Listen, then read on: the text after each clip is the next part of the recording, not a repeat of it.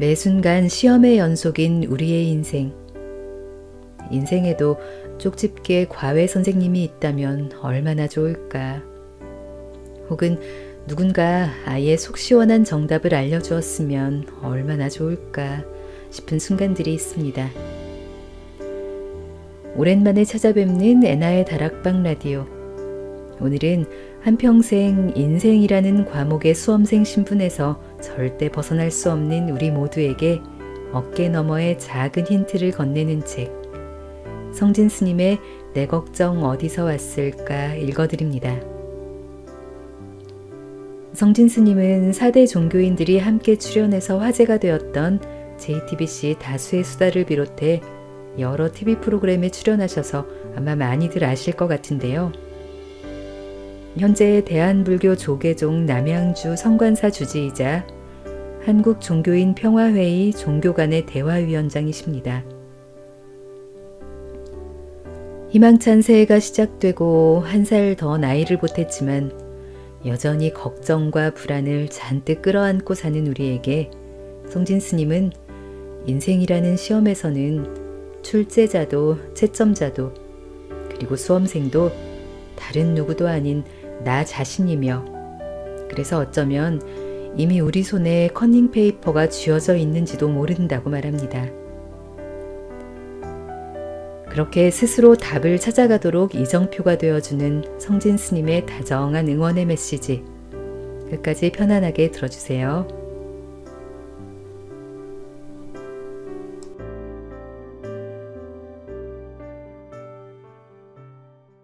시를 쓰다 스님이 되었습니다. 고등학생 시절 문예부에 들어갔었습니다. 가입할 당시에는 큰 고민 없이 골랐던 기억이 납니다. 학업에 도움이 되겠거니 한 것이 전부였죠. 그러나 저는 여기서 인생이 송두리째 흔들리는 경험을 맞닥뜨리게 됩니다. 동아리 첫날 신고식을 하고는 다 함께 분식집에 갔습니다. 선배들이 그 시절 귀했던 떡볶이와 라면을 사줬죠. 거기서 전교 1, 2등을 다투는 선배와 소위 논다는 선배가 가운데에 라면을 놓고는 자기들이 쓴 시로 대화를 나누기 시작했습니다. 그 분식집에서 서로의 시를 보고 함께 눈물을 흘리는 모습에 그만 흠뻑 반하고 말았습니다. 제 세상이 한번 크게 깨지는 순간이었죠. 그동안 내가 아는, 내가 보는 세상은 얼마나 비좁았던지.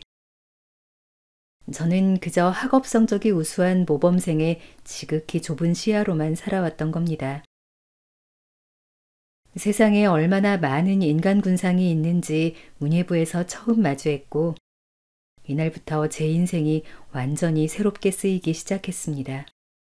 대학 입시를 준비하며 학업에 매진해야 하는 고등학생 신부님에도 문예부 활동은 단 한 번도 빠지지 않고 열과 성을 다하며 시를 썼었지요. 하루는 제 아버지께서 공부에 집중하라며 문예부를 그만두라 하시기에 크게 싸운 적도 있었습니다. 한 발짝도 물러날 수 없어 단호히 답했었죠. 아버지, 저는 못 그만둡니다. 문예부에서 제 인생이 달라졌기 때문입니다. 아버지는 그렇게 언성을 높이시고도 저의 진심을 알아주시고는 다음 날 아침 제 책상 위에 말없이 3만 원을 얹어두셨더랍니다. 학업에 방해가 되는 듯하여 만류하고 싶어 하시다가도 인생을 논하는 제 굳건한 신념에 이내 조용히 응원해 주시던 그 마음. 문예부원들과 함께 식사 한 끼 하라며 그 시절 큰 돈을 선뜻 내어주신 아버지의 따스한 마음을 아직도 잊지 못합니다. 한 문예부원 선배의 집에 꾸준히 초대받아 들렀던 귀중한 추억도 있습니다. 그 집의 이름은 바닷가 지붕 낮은 집이었습니다. 부산 어촌 바닷가 지붕은 비바람을 견디기 위해 담벼락과 거의 붙어 있습니다. 그래서 붙여진 이름이었죠. 선배 동생분은 민중미술을 하시던지라 그 집에 들어서던 순간 모든 벽은 색들로 가득 차 있었고 방문은 도화지가 되어 한반도 지도가 흑백 하나처럼 그려져 있었습니다. 식탁은 폐타이어를 아름답게 색칠해 유리를 얹은 것이 무척 아름다워 기억에 선연히 남아있죠. 그 집을 방문할 땐 규칙이 있었습니다. 1. 비 오는 날에만 올 것. 2. 준비물은 라면 3개, 양파, 소주 1병. 이 독특한 규칙을 지켜 방문하면 선배가 라면을 한 냄비 가득 양파 송송 썰어 넣어 끓여 주었습니다. 그리고 고등학생인 후배를 아이로 보지 않고 늘 어른처럼 대하면서 인생과 철학, 세상 이야기를 해주었습니다. 학교 공부가 힘들어도 비 오는 날 선배의 집에 다녀오면 제 삶이 행복하고 아름답게 느껴졌습니다. 항상 비 오는 날에만 갈 수 있었는데 뒤늦게 그 이유를 깨달았습니다. 선배가 공사장 일을 다니셨기에 비 오는 날에만 집에서 만날 수 있었던 겁니다. 그런 내색을 전혀 안 하셔서 새까맣게 모르고 있다가 뒤늦게 알고 또 한 번 제 세상이 크게 울렸습니다. 저는 이 시절에 문예부 활동과 선배들의 도움으로 살면서 더 넓은 세상을 알고 많은 위안을 얻고 배움을 얻었습니다. 그래서 2학년 때 제가 만든 시집 뒤에 이렇게 썼습니다. 내가 타인의 근심을 해결해 줄 수는 없겠지만 적어도 나를 만나고 돌아가는 사람들의 근심을 잠시 덜어드릴 수 있는 삶을 살아야겠다. 불가에서 우연은 없다고 합니다. 원인을 모르는 인연을 우연이라 할 뿐입니다. 학창시절엔 자신이 불가에 귀의할 거라고는 조금도 생각지 못했지만 그때 썼던 글을 보면 마치 제 미래를 예견한 듯 합니다. 인생은 무엇이 되는 게 중요한 것이 아니라 어떻게 사는지가 중요하다. 이 또한 단지 우연이 아니라 미처 알지 못했던 하나의 인연이겠지요. 지금 저는 스님이 되어 다른 이들의 걱정을 덜어드리며 조금이나마 도움을 보탤 수 있는 나날을 보내고 있습니다. 종교는 근본적으로 사람을 떠나서 존재할 수 없습니다. 이젠 종교라는 벽을 넘어 여러분에게 더 가까이 다가가고자 합니다. 모쪼록 제 한마디가 여러분 마음속 짐을 조금이라도 덜어드릴 수 있기를. 어른이라는 이정표. 제가 출가한 뒤부터는 저녁이 되면 은사스님 방을 닫고 이부자리를 펴드리러 방으로 들어갔습니다. 은사스님은 이 시간대가 되면 꼭 저에게 한 말씀 하십니다. 그날 있었던 이런저런 이야기를 하시는 것이지요. 신도분들 때문에 마음이 상한 이야기, 제자들에게 쓴소리했던 이야기 등을 하십니다.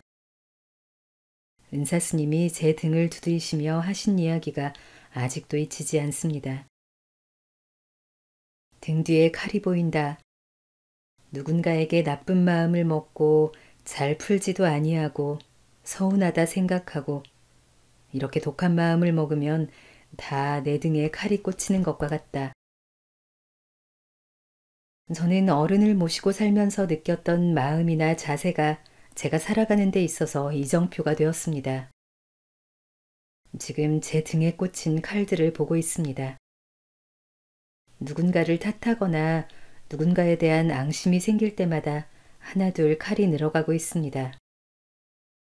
어쩌면 은사스님이 살아계실 때보다 제가 살아가고 있는 지금에서야 그 말씀들이 더 많은 이정표를 만들고 있는지도 모릅니다.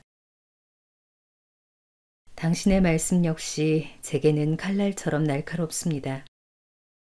다만 그 칼은 제 등이 아니라 제 눈앞에 있습니다. 날카롭게 저를 노려보고 있습니다. 당신의 말씀을 듣게 된 그날부터 먼 훗날 제가 죽게 될 때까지 이 말은 저의 방향성을 지켜주겠지요. 제가 허튼 생각 안 하도록 제 등이 아니라 제 심장을 노리겠지요. 그 칼날을 회피하지 않고 시작처럼 여기며 저는 가만히 바라봅니다. 가만히 저를 들여다봅니다. 운명이라는 단어에 나는 없습니다. 운명을 믿는다라는 말은 다시 말해 신을 믿는다라는 의미가 됩니다. 운명을 믿는 사람은 사실 운명을 알 필요가 없습니다. 그렇지 않습니까? 어차피 운명은 정해져 있으니 신을 믿으면 그냥 알아서 될 테니까요. 그래서 서양 종교는 신을 믿는 것으로 모든 걸 대신합니다. 운명은 동양의 단어가 아니기도 합니다. 불교에서는 인과입니다. 내가 지금 하는 일이 내일의 나에게 어떠한 결과를 가져올 것이라는 원인과 결과가 있다는 겁니다. 예전에 어른들은 무슨 일이 생기면 내가 전생에 무슨 죄를 지었나 이렇게 표현을 했고 요즘 젊은 세대는 전생에 나라를 구했나 라고 합니다. 이 모든 표현은 불교의 인과응보에 기반을 둔 것입니다. 사회는 급격하게 변하고 옆 사람과 차이는 이미 벌어져 좁힐 수 없을 것 같고 내 인생만 막연한 것 같아 위안받고 싶은 마음에 명리학이나 토정비결, 타로를 통해서 내일에 대한 희망을 얻으려고 하기도 합니다. 조금이라도 좋은 말을 듣고 싶고 당장 개선될 수 없는 현실이더라도 당신 올해 운이 좋습니다. 라는 말을 듣고서 기운을 내고자 하는 심리입니다. 당연하지만 너무 집착하는 것은 옳지 않죠. 결국 내가 나를 돌아보고 내 미래는 내가 만들겠다고 다잡지 않으면 상황이 변할 때마다 늘 불안하고 그때마다 운명을 알아보러 다녀야 할 겁니다. 정작 운명을 오늘이라는 말로 버티고 이겨내는 것은 당신입니다. 당신을 믿어주고 다독거려주며 괜찮다 말해주는 것이 당신을 위한 최고의 사주입니다. 내 걱정 어디서 왔을까? 문제가 아닌 것도 문제라고 생각하면 문제가 되죠. 걱정도 이와 비슷합니다. 사람인지라 걱정하는 건 당연합니다. 다만 걱정 그 자체를 문제로 삼는 건 문제가 될 수 있습니다. 인간은 감정적인 동물이라 이런 오류를 저지르기 쉬운데요. 걱정의 원인을 알아내서 원인에 대한 해결을 고민해야 하는데 걱정 자체에 매어버려서 그만 걱정의 원인을 잊어버리고 걱정에 휘감겨만 있는 상태에 처하고 말죠. 부처님께서는 우리가 사는 동안 오는 이 모든 근심의 고통을 어떻게 해결할 것인가 이를 제일 우선으로 생각하시며 불교의 총설인 사성제 중에 고통에 대한 실체를 파악하는 고성제에 대해 가장 먼저 말씀하셨습니다. 내가 지금 두렵고 근심이 생기는 그 원인을 정확하게 알아야 합니다. 두려움 등의 감정 자체는 문제가 아닙니다. 그것을 일으키는 뿌리에 문제가 있는 겁니다.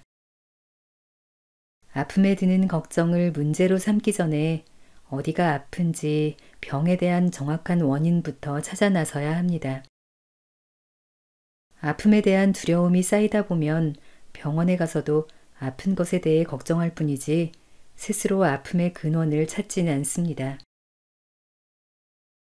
근심이나 불안, 우울한 감정 자체를 문제로 삼아 매몰되지 마세요. 감정을 일으키는 원인을 정확하게 찾고 실체를 인지한 후 의사나 전문가를 찾아가면 해결이 훨씬 더 쉽습니다.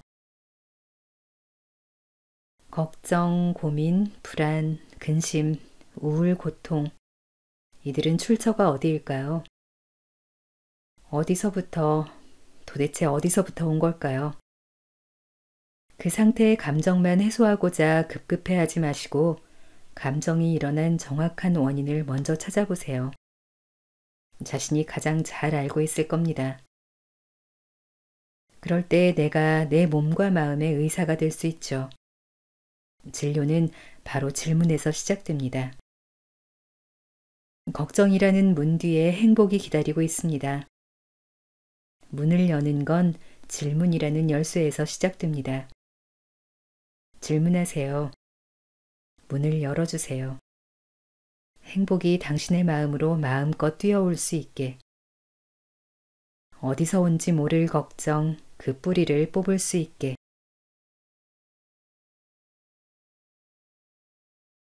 램프 요정이 걱정을 해결해 주진 않습니다. 마음을 짓누르는 고민거리에 잠 못 이루시나요? 방송인 홍진경 씨는 행복은 자려고 누웠을 때 마음에 걸리는 게 하나도 없는 것이라고 말합니다. 누구에게나 걱정 하나씩은 있겠죠. 오죽하면 걱정 인형이라고 해서 사람들의 걱정을 가져가길 기원하는 인형을 만들기도 했을까요? 램프 증후군이라는 말이 있습니다. 알라딘이 램프에서 지니를 부르듯 자기 스스로 램프를 만지며 계속 근심 걱정에 시달리는 일을 뜻합니다. 그러다 보니 처음에 작았던 근심도 어느 순간 걷잡을 수 없을 만큼 커지고 마치 그것이 현실로 일어날 것 같은 상상에 압도되어 불안장애를 겪기도 합니다. 램프 요정을 건드리지 말아야 하는데 쉽지가 않습니다. 램프 요정을 자꾸 부르려는 마음을 어떻게 달래야 할까요?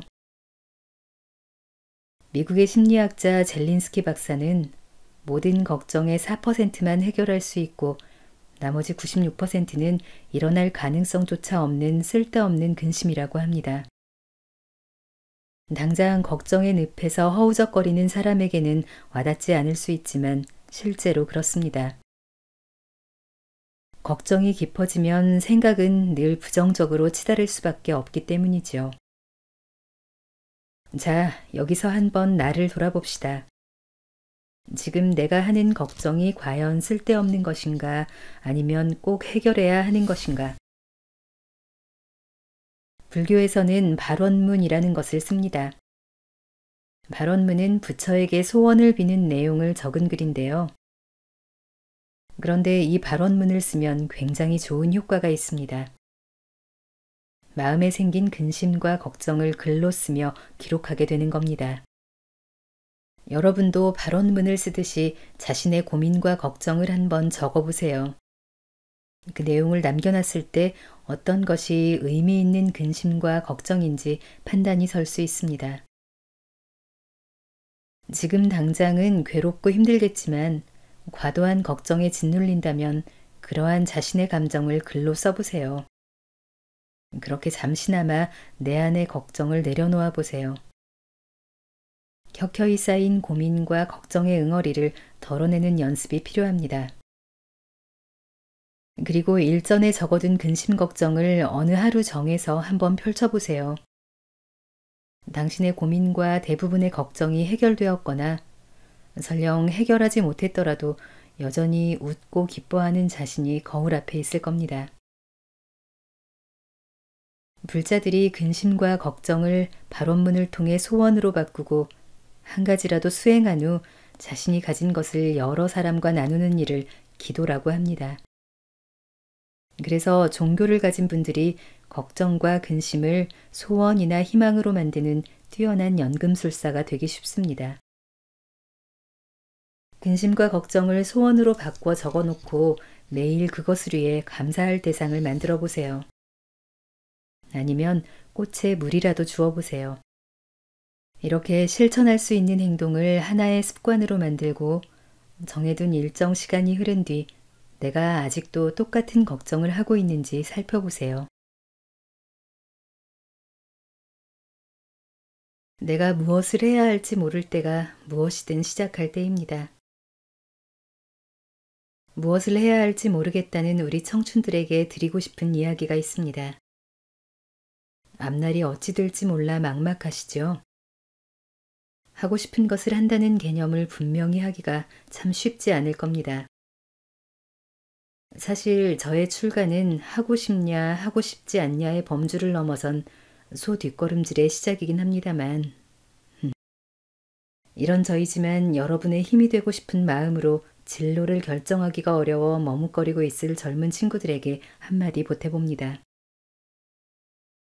내가 무엇을 하고 싶은지, 무엇을 해야 하는지 알아볼 수 있는 최고의 방법은 무엇이든지 간에 일단 한번 시작해 보는 겁니다.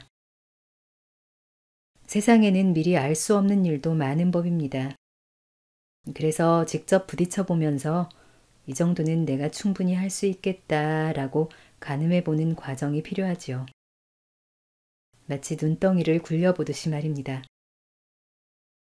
처음엔 형태가 없던 것이 조그마한 눈뭉치부터 시작하여 돌돌 굴리다 보면 점차 살이 붙으면서 둥그런 모양을 잡아가지 않습니까?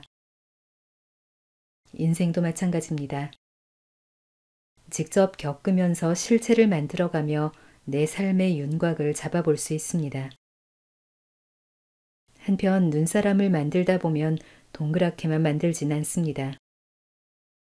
요새는 다들 어찌나 손재주가 좋은지 눈을 뭉쳐 온갖 모양으로 만들곤 하더군요.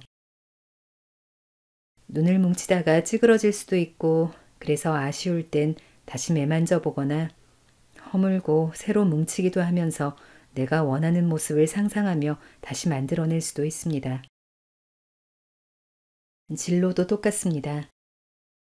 요즘처럼 급변하는 세상에선 지금 직업을 20년, 30년 후에도 똑같이 하고 있으리라 단정할 수 없습니다.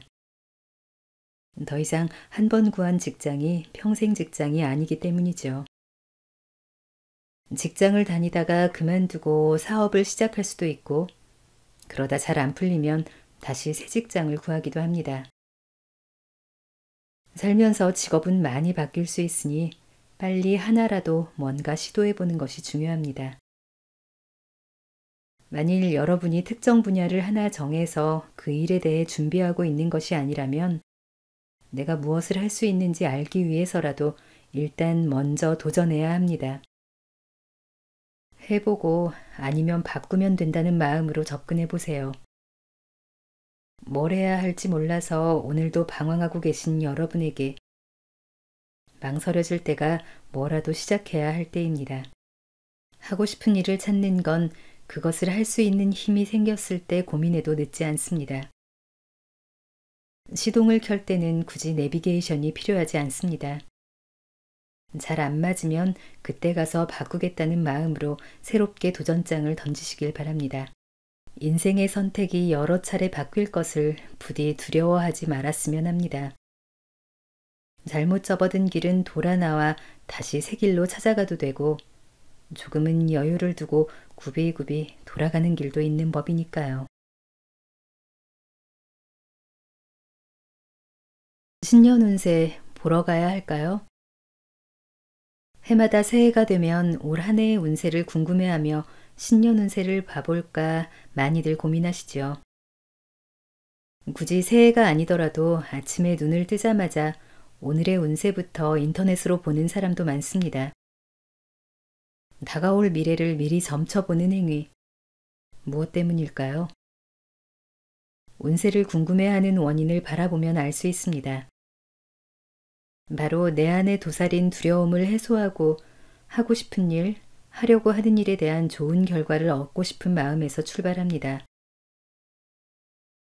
제가 드릴 수 있는 한 가지 답은 자신이 믿는 종교에 가서 고민을 말해보시면 어떨까 합니다.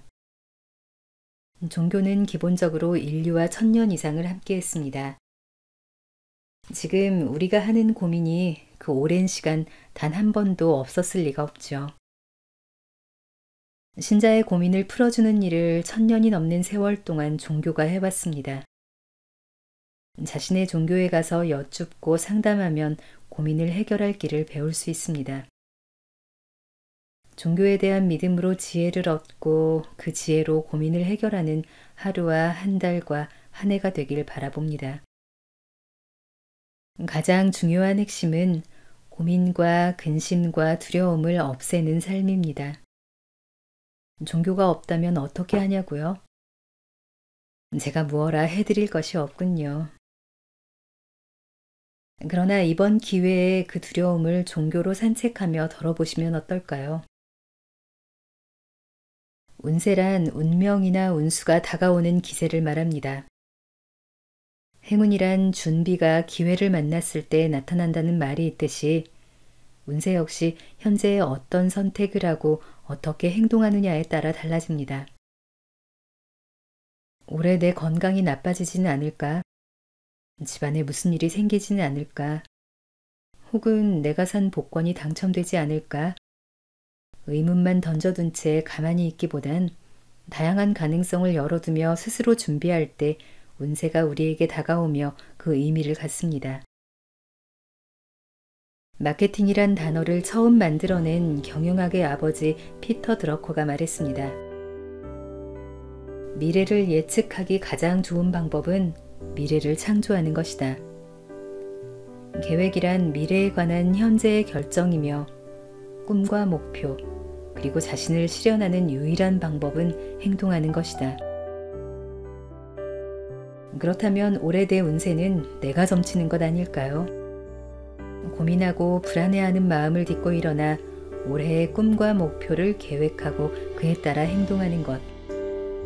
그리하여 자신의 삶을 마케팅하고 운명을 창조하여 바꾸는 삶.